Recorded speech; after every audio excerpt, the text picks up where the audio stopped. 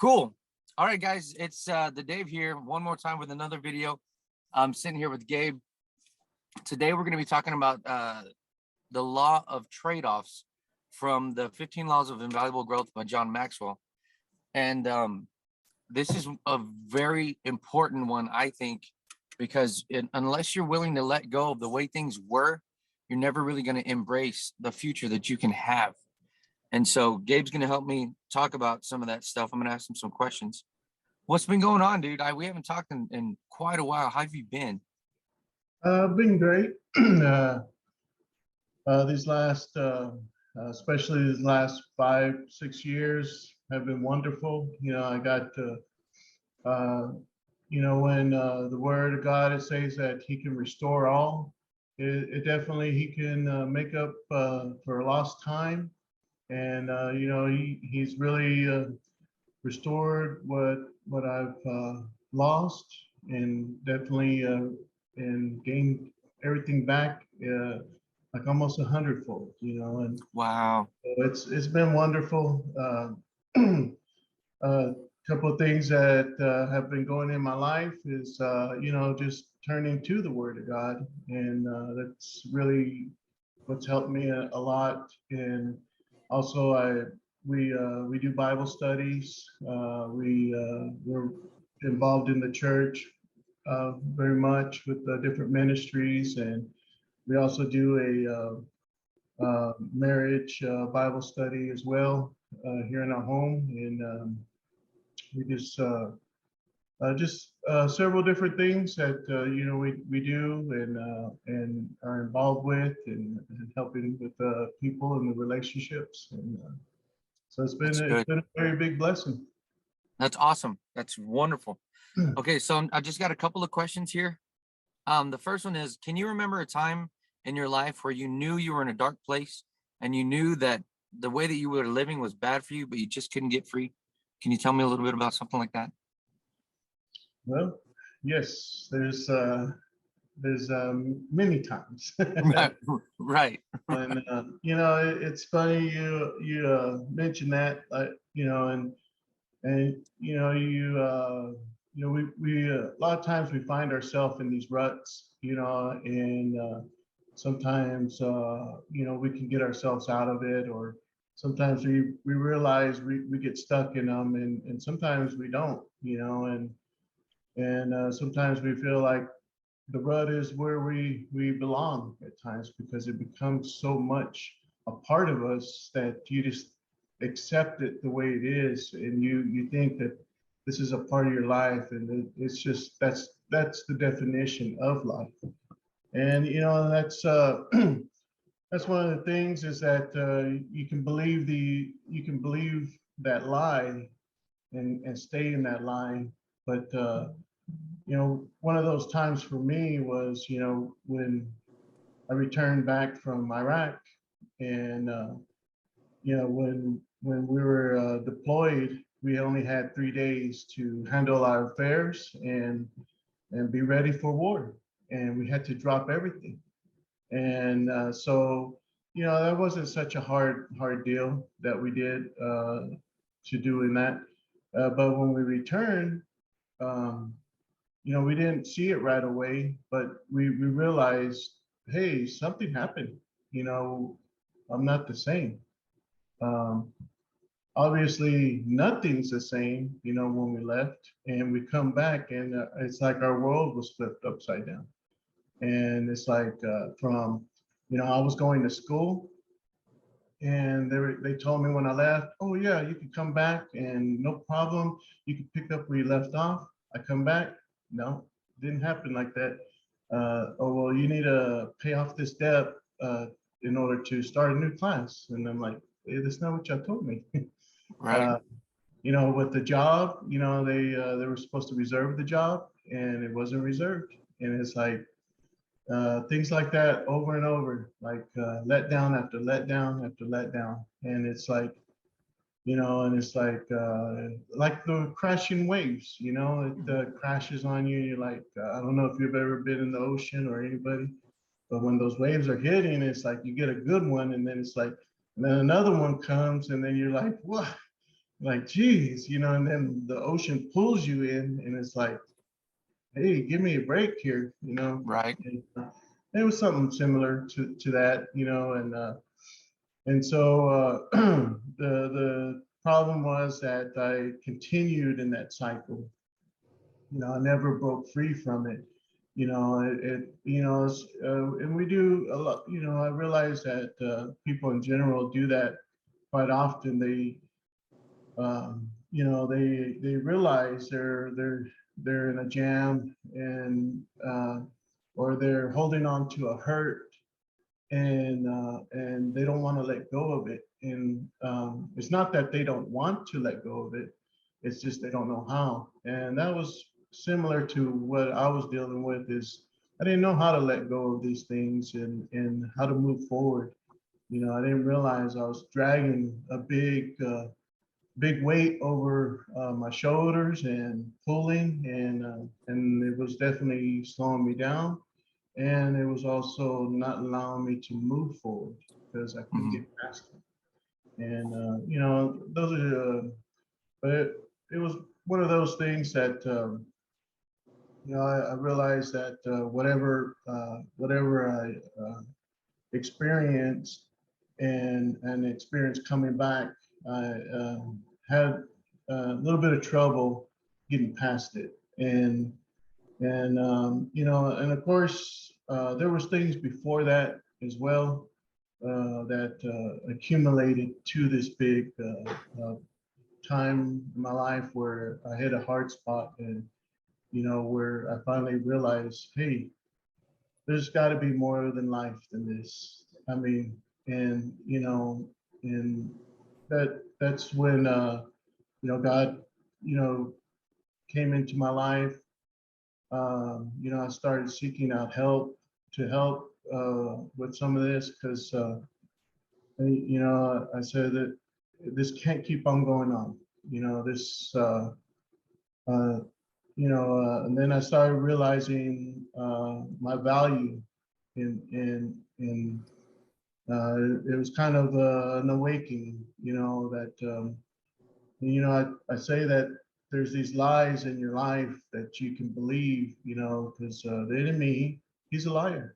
He's going to lie to you. He's going to make you feel like this is life and this is the way you got to live it. And your value isn't great. And in the Word of God, we're we're given so many promises, and that and who we are in Christ is, we don't realize our value. And that's just a little bit of things that helped me in a lot of these situations that I encountered. And I the way I say is that some of these things that I was doing is, I call it a survival mode. I go into this survival mode where, uh, when I say that, I mean like the things that I'm familiar doing, and Right. it's, you can call it a habit, or or just things that you naturally want to do, a natural response. But when like for a lot of the times, my survival deal was to cope with things was to go to alcohol. I would just, I'm just going to go have a drink, and forget about a lot of things, and then or cover it with that. And so that led into a lot of a destructive path. It got me into a different mindset. It got me to a place where I stopped caring, and stopped caring about the reality, and so it's been, that'd be definitely one of the big trade-offs that I was willing to let go to to be able to move forward, you know. And there for a little while, it was a little hard to let go of, because that was something that helped me cope with things. And you know, you self-medicate in certain times. And you know, I realized that people do that not just with alcohol or substance abuse or anything like that, but they also can do that with different things too. And Like buying stuff, like food. yeah, buying, you know, spending habits, you know, going shopping or overeating. That was another thing I would find comfort in. And Uh-huh. you know, that, you know, it's but you know, those are some of the things that you know, I encountered, and some of the things that really affected me in my choices. And I look back at a lot of things that I did then, and I realized, what was I thinking? You know, and Yeah, it's I like, know. and I could say that very much with a lot of things. And it's you know, some people that know me now, they they they they're confused, because they're like, uh, It you doesn't know, sound like you. it doesn't Yeah. sound like you at all. You Yeah. know, it's like, wow, you know.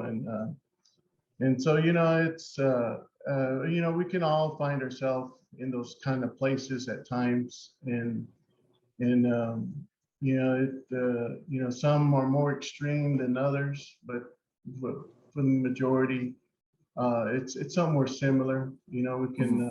can all relate to some of these things that you know, that you know, the thing is that uh, another thing that people will realize is that they're not alone in a lot of these issues.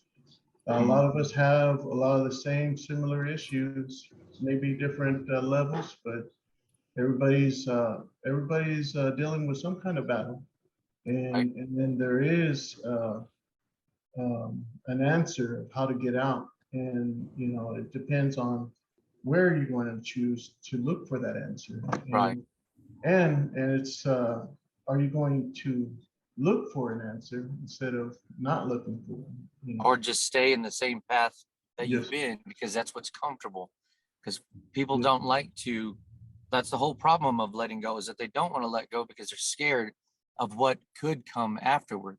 Because they know where they're at right now. They know it's not good, but at least they know they're they're secure in the life that they're living at that moment.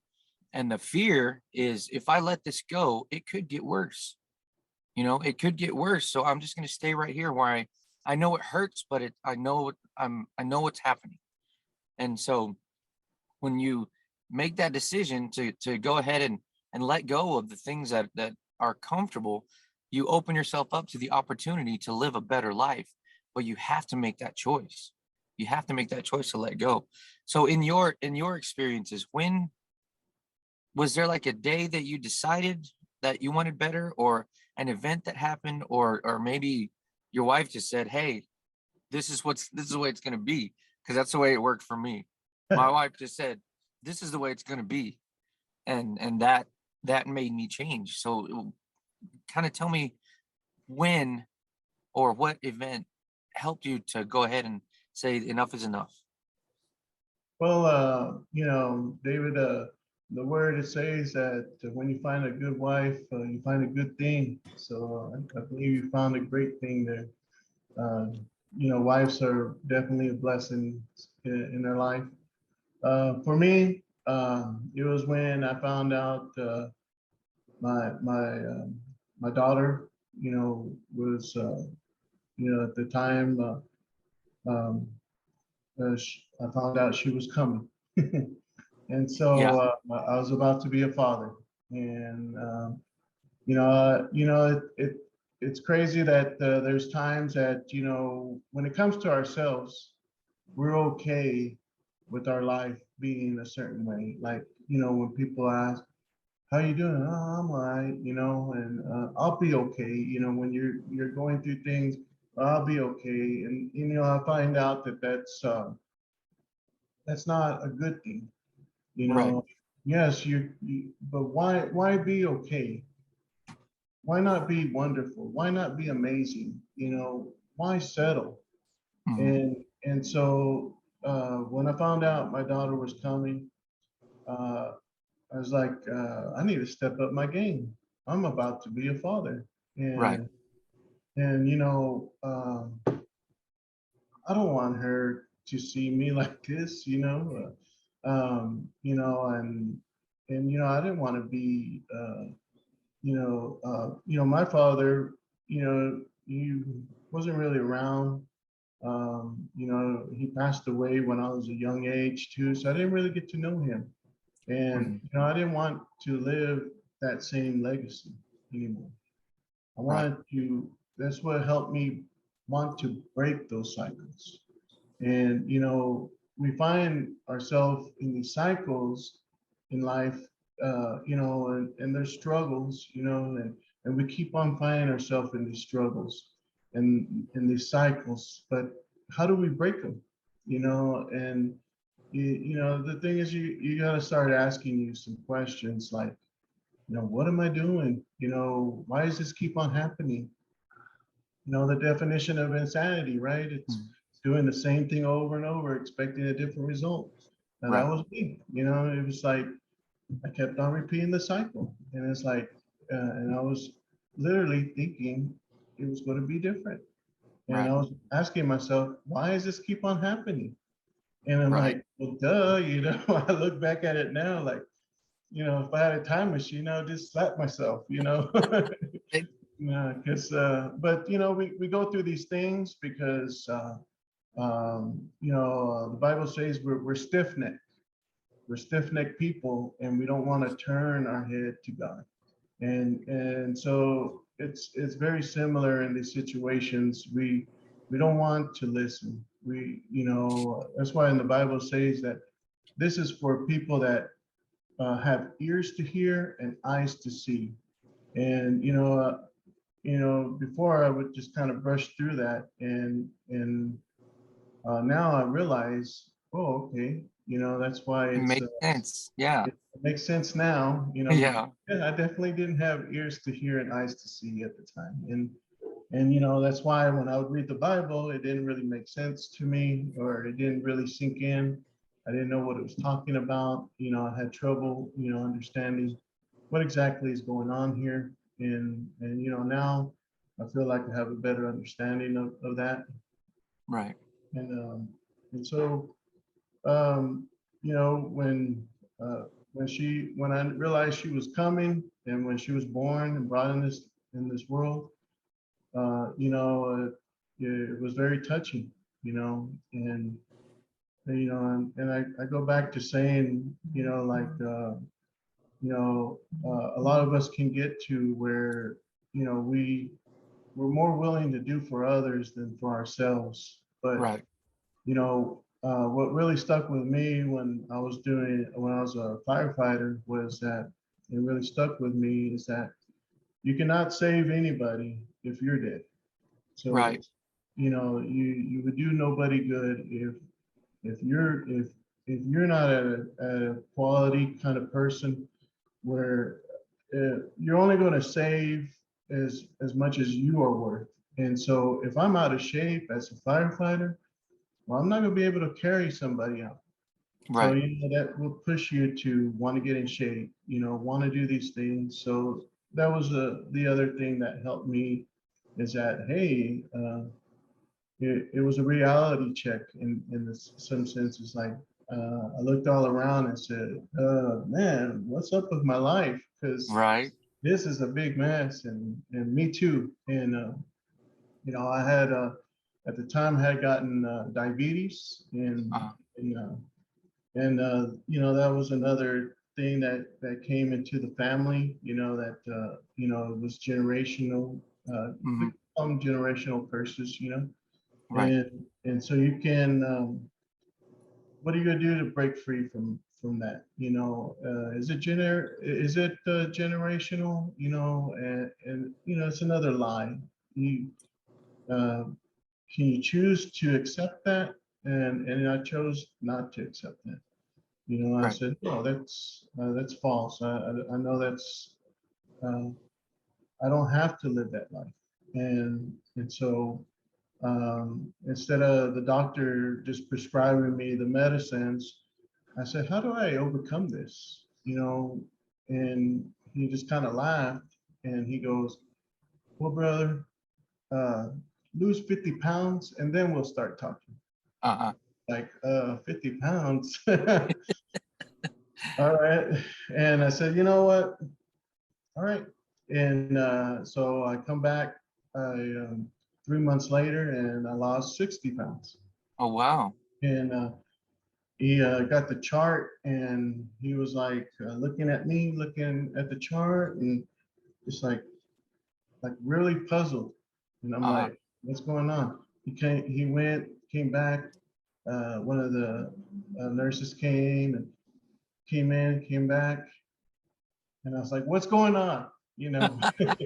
What's going on? I'm getting scared now. He goes, well, I have this chart and it says it's you, but I look at you and I know it can't be you.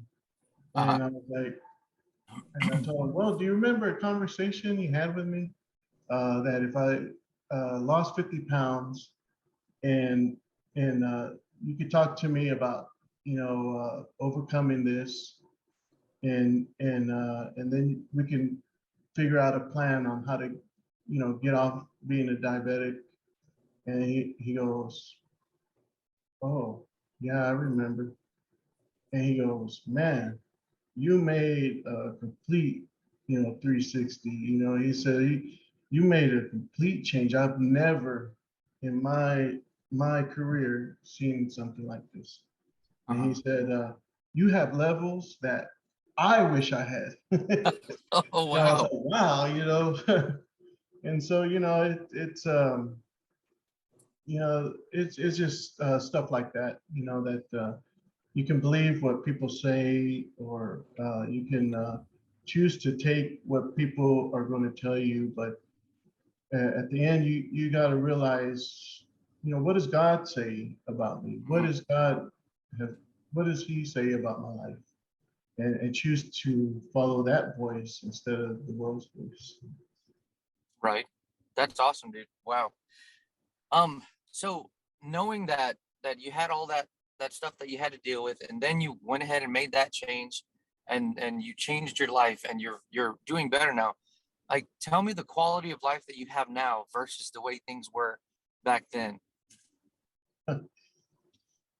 Well, well, yeah, definitely a way different life. Um, this last year, we built a home, and that's something, you know, back then I wouldn't ever even have thought of that I would be able to do. I didn't even know how to do that, Right.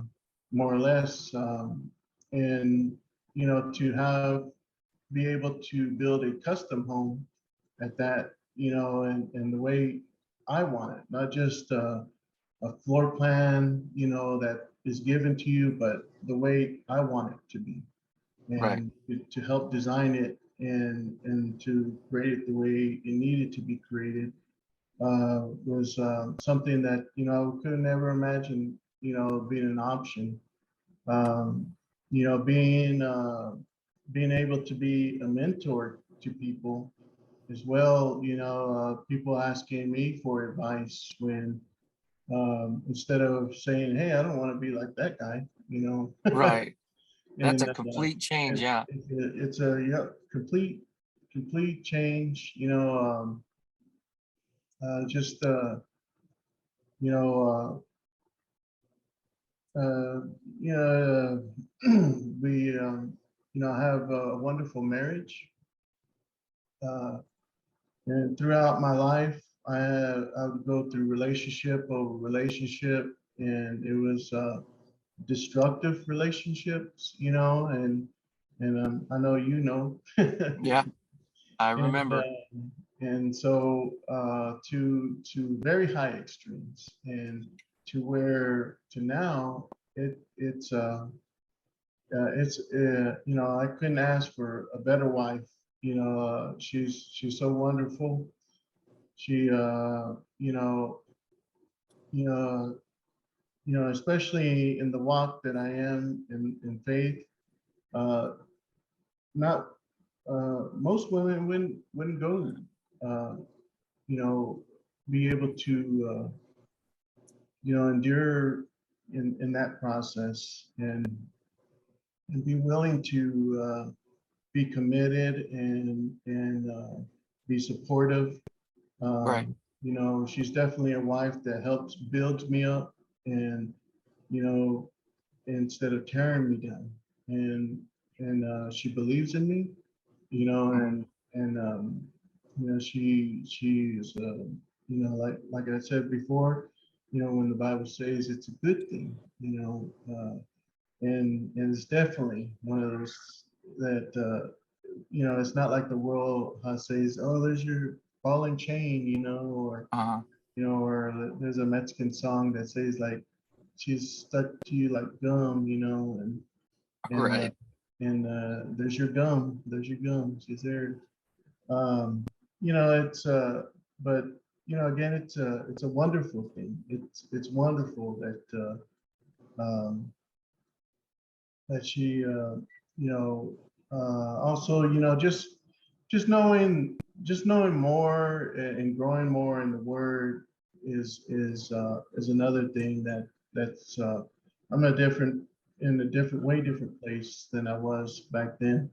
I had a lot of strife and turmoil, and now, I have a real peace. I have, a true relationship with God, and it's being in the covenant with Him, and Mhm. just knowing what that actually means, and just not just saying I'm saved, but no, I know that being saved isn't something that I'm too worried about, but I have a relationship with God. Mhm. When Christ said, uh, "Depart from me, because I don't know you." You that do not practice that practices lawlessness. I Uh-huh. question, what does that mean? Why would Jesus say, "Depart from me, because I don't know you"? Uh-huh. And I don't want to come to the end and say, "Yeah, I didn't know you," Right. but I knew you. It's like, then it's like, well, what is it that I need to do to know that He knows me? Right. And it's a part of being in covenant with Him, and and just realizing what that actually means, and what's that take part of. And it's kind of similar to the house, right? I didn't know what it took to build a house. So I started digging into what does it mean to, what's the process? What's Right. what's it going to what? How do you even start? Right. And you go up that, what kind of credit score do you need? How much money do you need down? And but if you don't have a goal, or if you don't have a want to do these changes, um, you know you you just put it on the back burner a lot of times. And here we have like these goals and dreams in our life, but we're not working towards any of it. And Right. so, like, with the trade-offs, right? What what sacrifices are you willing to make? And Exactly. that is scary. It is, like you mentioned, change. People talk about change all the time. They want it, but what are they doing to To get the get change? it. Yeah. And are they willing to sacrifice and do what it takes to get it? You know, one thing in the word, right? I always bring up the word because it's helped me so much. And there's a story in the Bible where Jacob, I'm not sure if you're familiar with it, but just for people out there, I'll kind of give a quick recap. But Jacob is so there's Abraham.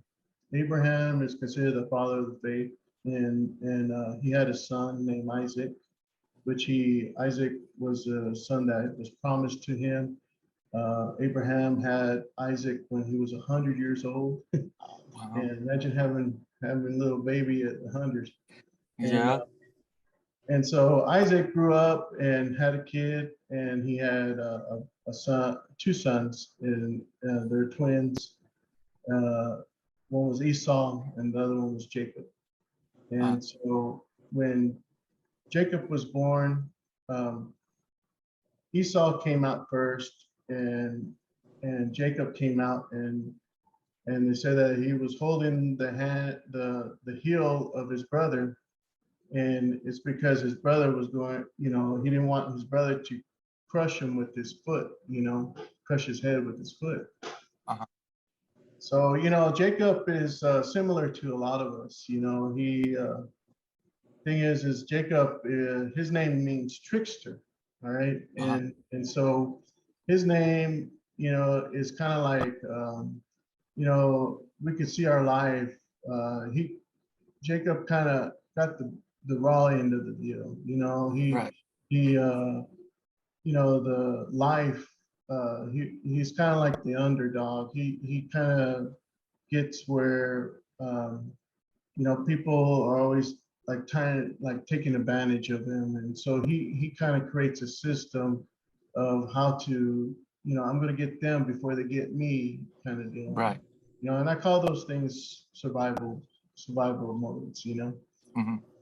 Well, anyways, so he got to a place to where he came out and he said he clinged on.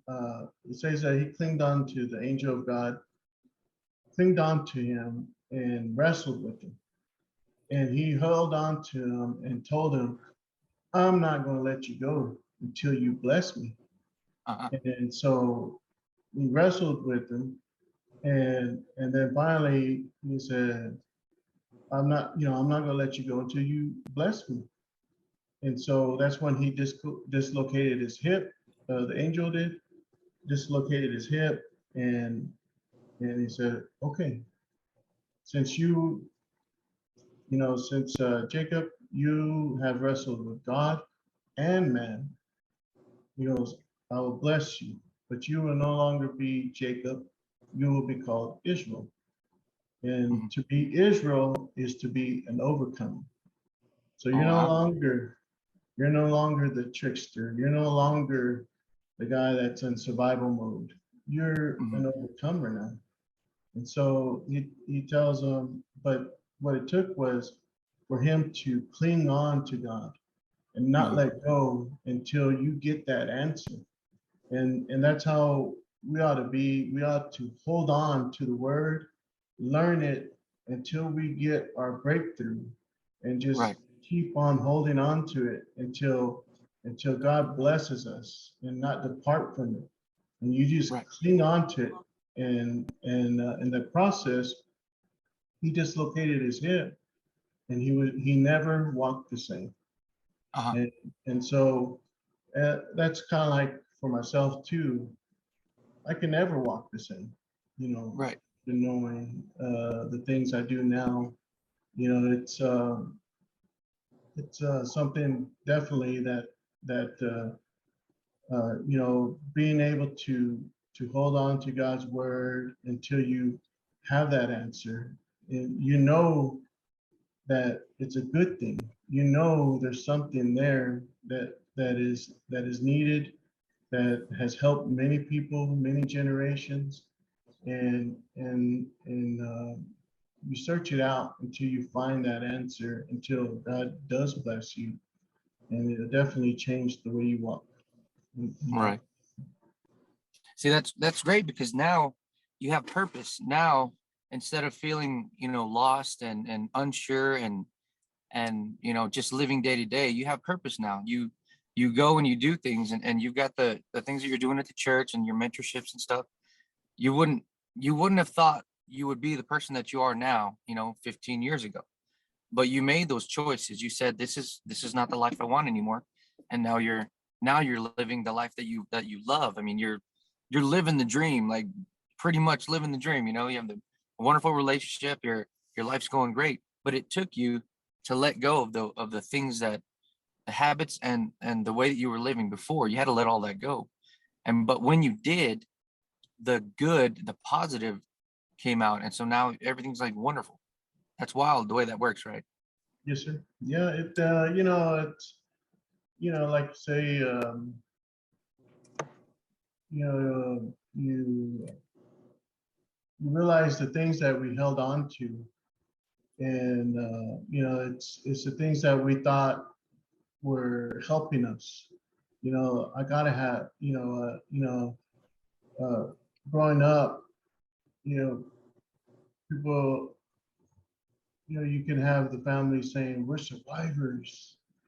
Well, I thought that was a good thing, but never did I think of, no, we're overcomers. That's a totally different mindset, and from being a survivor, and to being an overcomer, like in the Marines, right? Uh-huh. We're we're we're known for being better than the other branches, and there's a reason why, because we're overcomers. We're not just survivors, but Mhm. to be Marines, we're overcomers. And that had a lot to help me too. And a lot of this mess was that, we had a saying, once a Marine, always a Marine. And some of these things helped me out in realizing that, I have a lot to offer, and there's a lot that, because I'm not dead yet. And Right. so, uh, why stop? Why stop trying? If I would have listened to those voices, I would have died. I wouldn't be here, because it Right. would have took me down. But instead, with the choices that we make, we can choose life. We can choose to live and be an impact around everyone we're around, and not, and instead of, the word says too that, life and death is in the power of the tongue. We can Mhm. choose to speak life, or we can choose to speak death to everyone around. So, what choices are you going to make? What decisions? And it starts with the little things.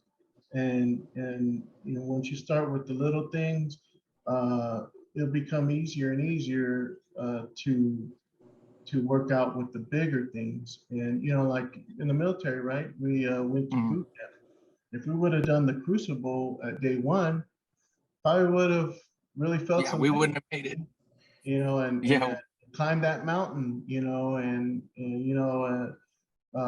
going without eating for 2 or 3 days, and starving, and we hadn't prepared our bodies for those situations. So there, the thing is that we all start somewhere. It's the Mhm. same thing with me with the diabetes. I had to start somewhere. I started, it was not in my mind to work out. Um, but I changed the way I started eating. That changed the nutrition that I was getting in my body, and then I felt better, and I felt like, hey, I got more energy. What should I do? And I started working out, and then from there, it's like, why stop? Why Right. stop? Why stop with just being okay with being fit? Why not? Why not keep on going? And Right. before you know it, you look back and like, hey, that was me, and Yeah. they're like, that doesn't even look like you, people would tell me, it's, Right. just some of the, uh, you know, you think, why live your life in this way, settling? What, why, like even in a marriage, if you don't like something that's going on in your marriage, why keep on allowing it to continue on? Why not why not make a change in it? Find out what it is that you need a change. Don't Right. um Don't just give up. yeah, don't Yeah, give don't just up. give up when it gets Find an hard. answer. Yeah. You know, I mean, there's so many books now that are out there that can help. There's counseling. You can reach out to. There's join a church. That's a really, you got to find your support group, and Right. whether you find it in the church like I did. I first originally started with counseling, but during the counseling, they basically defined a church. And Mhm. so that's what got me to go, because I stopped going to church. I was mad at God, Mhm. and I felt like he gave me the raw end of the deal, and I was upset, and just to come to find out that no, he was there to help, and he wanted me to realize that I needed him more than anything. Mhm. And once I realized that he had the answers and he was in control, uh, that's when that's when I gave it all to him. That's the great exchange, that the That's great awesome. trade-off that did it for me is once I traded all my cares and worries and stresses, and I gave it to him, and I picked up what he had to offer and what he told me to do. it, my life hasn't been the same, and That's good, man. it's done it for me. That's awesome. All right. So before we close, anybody that's watching, if you guys want to get a hold of Gabe, because he does do teachings, he does mentorship at his church. I'm gonna put a link at the bottom of the video, and maybe an email so that you can get a hold of him if you want to visit with him, or if you want to go to church with him, or just sit and have a conversation with him. This guy has been through it, and he has not just survived, he is thriving. So if you guys are in a similar position, or you just want somebody to talk to, this guy's the guy to do it. So I'm going to put all that information in the description. Um, Gabe, thank you so much for visiting with me today. I sure hope that we inspire some people to make better decisions. So do you have anything in closing before we go? Yes, sir. Well, for one, David, again, uh, you you have been helping out a lot, I've seen, and I applaud you for that. Working with people, I think that's amazing. Like you said, um, you can come to me, and it's definitely come to you. If you thing is, make that choice. Make that choice to to not settle that this is the way life. Uh, the people will say it is what it is, but it's not. It's not that way. You could choose to choose life, to choose a better way, and it's there for you. Right. And you don't have to do it alone. There's other people there that are willing to help you, and it's not just to have people there, but you need them to hold you accountable. You need somebody to hold you accountable and say, "Hey, how you doing? How you doing with that? Hey, what because we get life hits us, and we lose sight of our vision, and we also need to just say, hey, it's like a gym buddy, right? If you Mhm. got somebody saying, hey, we're going to be at the gym Monday, Wednesday, and third and Friday, you're like, it, because when it's just yourself, uh, you're supposed to meet somebody there. They're gonna be like, hey, why aren't you here? You know, oh well, I just felt like I was tired, all right, I'm coming, and Right. it's very similar to those things, and that's why it's important to work out with somebody else. But sometimes you got to choose your partner, the person that you're going to. You don't want a partner that's going to say, hey, let's not go here, let's go eat at Mr. Gaddy's, and go to Right. a buffet instead. But the only thing I was going to close with, I want to share another story if I can. But Sure. this is I don't know if you know what this is here. Looks like a horn. Yes, sir. It is. It's a ram's horn. And to go back to Abraham again and Isaac, uh, um, Abraham was asked to take Isaac up to the mountain and put him as a sacrifice. And so he took him to the mountain, and on the way up to the mountain, Isaac goes, "Hey, Dad, uh, I got the wood and everything. Where's the sacrifice?" He was. Right.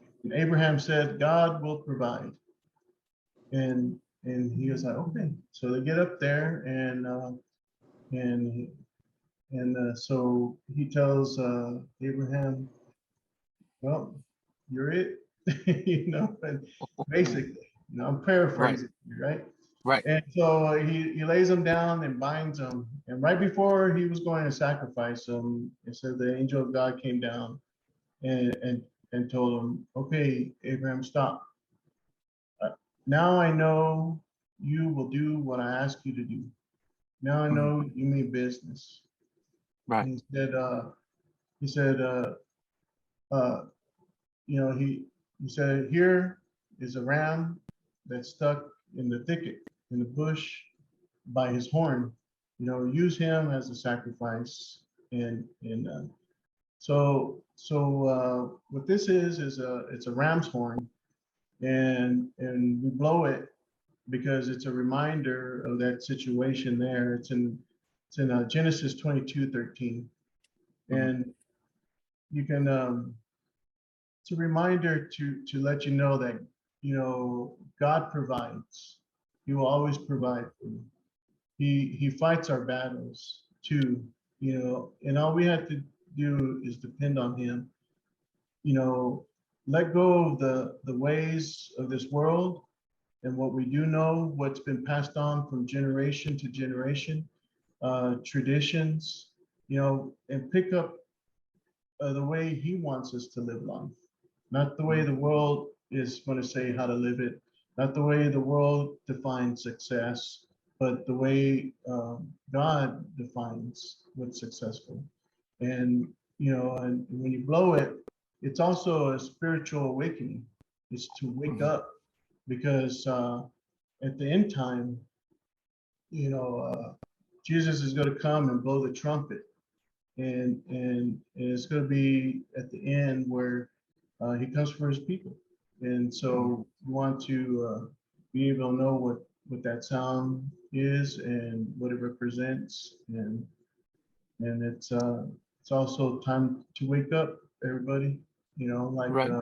Like I did, it said, "Hey, my life isn't so great." When my daughter was coming, I was like, "Oh, I got a lot of work to do," and Right.